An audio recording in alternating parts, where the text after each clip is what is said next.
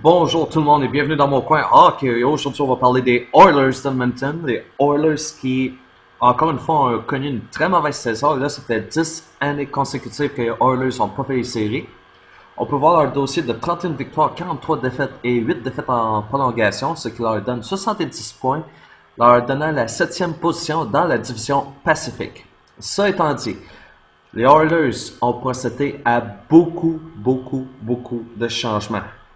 Et ça va commencer par le travail du DJ, Chiarelli, l'ancien DJ des Bruins de Boston, qui a fait un gros remue-ménage et juste pour vous donner une idée, Chiarelli n'a pas une réputation pour être patient avec des choix de premier tour.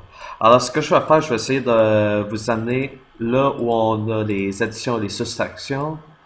Est-ce que c'était ici? Je m'excuse pour le petit délai. Ici, c'est ce que je voulais voir. Donc, pour les additions, on peut noter l'addition de Adam Larson via une transaction. Et c'est quoi? Puljujärvi qui a été repêché. Milan Lucic par le biais des joueurs autonomes. Jonas Gustafsson, le gardien de but. Et aussi à mentionner, et on attend pour la confirmation, le défenseur, c'est quoi? Chris Russell qui pourrait s'ajouter. Donc deux défenseurs, Adam Larson et Chris Russell. Un allié, Milan Lucic, un gardien de but, Jonas Gustafsson. Jesse Puljujärvi par le repêchage.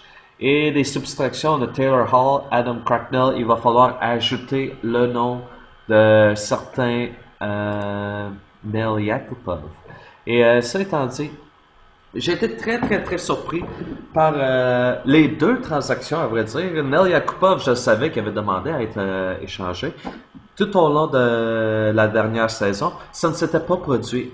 Et lors d'un article qui est apparu très récemment, on disait que les Oilers, on était prêts à offrir une chance à Yakupov et à repartir à zéro. Alors j'étais très surpris de voir que la transaction a suivi presque immédiatement l'annonce que les Oilers faisaient confiance à Yakupov. Et dans le cas de Taylor Hall, on se disait que c'était le visage de la franchise, alors on était tous surpris, bien entendu. Donc, je regarde ici. For whatever reason, Toptics have not seemed to fit in under Chiarelli. Donc, Chiarelli n'a pas l'air de faire confiance. J'ajoute le mot confiance à cette analyse. Et on peut voir tous les joueurs qui ont été repêchés en première ronde. On parle de joueurs comme Yakupov, Gagné, Schultz, Nugent Hopkins, Burley, Petrie, Magnus Pajärvi, Devin Dubnyk.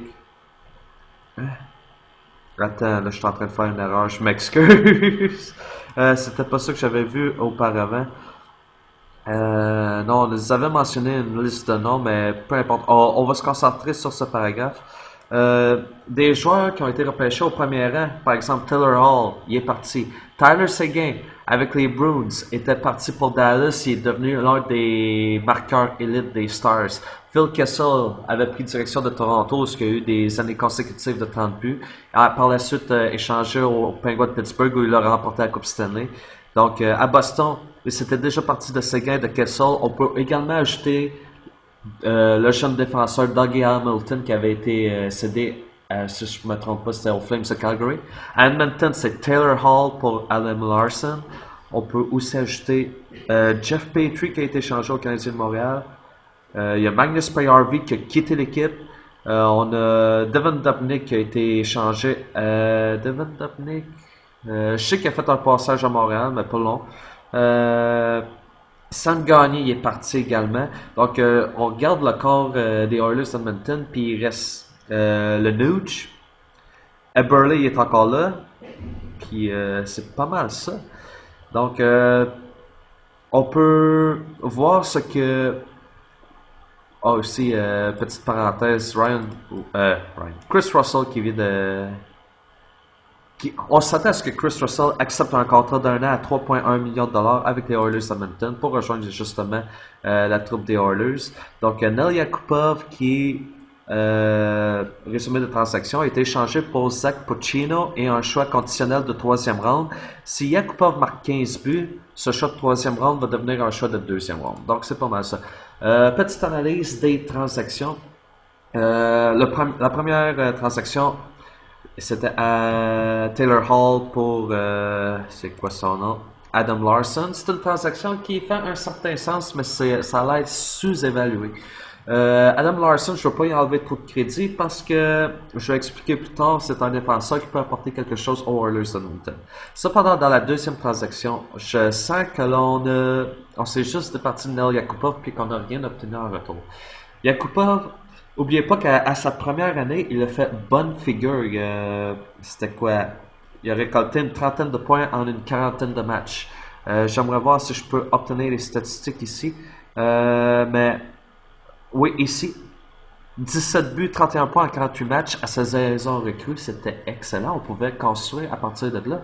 Mais le problème, c'est que il semble qu'il s'est transformé en un Alexandre Daigle.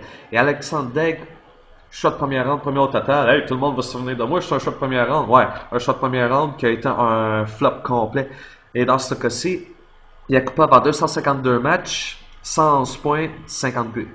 C'est pas fameux. Et il n'a jamais mieux fait que son année recrue où il a seulement disputé 48 matchs. C'est très bizarre dans le cas de Yakupov. Surtout quand tu peux jouer avec des gars comme Eberle, comme Hall. On a ajouté Ryan Nugent-Hopkins. Il n'y a pas d'excuse pour Neil Yakupov pour sous-performer. Cependant, Yakupov va joindre aux Blues de Saint-Louis. Et les Blues de Saint-Louis, c'est une équipe de gagnants. Et ça, pas Taylor Hall, pardon. Neil Yakupov a pris le temps de le dire. Hey, je me joins à une équipe de gagnants, ça va faire différent. Puis en plus, il va se joindre à un autre Russe, Vladimir Tarasenko. Donc, possibilité qu'il gagne un peu de chimie avec Tarasenko. Et ce que je voulais mentionner là, puis ça a été mentionné ici à NHL.com. Biggest question for Edmonton. Les Oilers ont jusqu'à présent ont eu l'une des pires brigades défensives. Puis là, la question que l'on pose, est-ce que les Oilers vont être capables de générer plus d'attaques de la part des défenseurs? Parce que là, on vient d'ajouter Adam Larson pour ses qualités offensives. On va ajouter Chris Russell très bientôt. Là. On attend que ça soit confirmé, mais je le prends un peu pour acquis que Chris Russell va se joindre aux Oilers d'Edmonton. Donc, Russell, on a Larson, on a... J'essaie de penser aux défenseurs qu'il y a en ce moment. Je pense que c'est Robin Regeer qui est là. Je sais qu'il y a un ou deux vétérans, puis après il y a des défenseurs assez jeunes qui se sont joints aux Oilers au fil des quelques dernières années. Donc pour les Oilers, ça va être très bien de pouvoir ajouter un gars comme Larson qui s'était installé au New Jersey. Il a joué quelques temps et puis se familiariser avec un style de coaching qui avait beaucoup de discipline. Donc, qui amène ça à Edmonton, qu'on amène Lucic à Edmonton, qui est un vétéran qui va être responsable. On amène des gars qui vont vraiment amener des outils pour les Oilers pour gagner. Et selon les prédictions, Dan Rosen nous dit que les Oilers vont faire une équipe qui va pouvoir aller chercher 85 points cette saison. Mes prédictions, je ne sais pas si les Oilers vont se rendre à 85 points, mais je sais que les Oilers vont faire une équipe qui va peut-être aller chercher la 10e position dans l'association de l'Ouest. Je ne les vois pas être 7e dans leur division, peut-être 6e, peut-être 5e. Ben, 5e, ça, je trouve que c'est poussé pas mal. Mais je ne m'attends pas à ce que les Oilers soient parmi les pires équipes de la Ligue. Je m'attends à ce qu'il y ait une certaine amélioration dans le cas des Oilers d'Edmonton. En résumé, les Oilers ont fait des échanges clés. Ils n'ont pas obtenu grand-chose en retour. Cependant, ils ont été chercher des morceaux qui vont les aider à court terme. Pour l'instant, ça va être des morceaux qui vont les aider à gagner plus de victoires, de jouer avec un peu plus de régularité. Mais c'est pas suffisant pour les Oilers pour qu'ils puissent aller participer aux séries ou même être engagés dans une course pour une place en série. C'est ce que j'avais à dire. Dites-moi ce que vous en pensez. Et on s'en reparle un peu plus tard.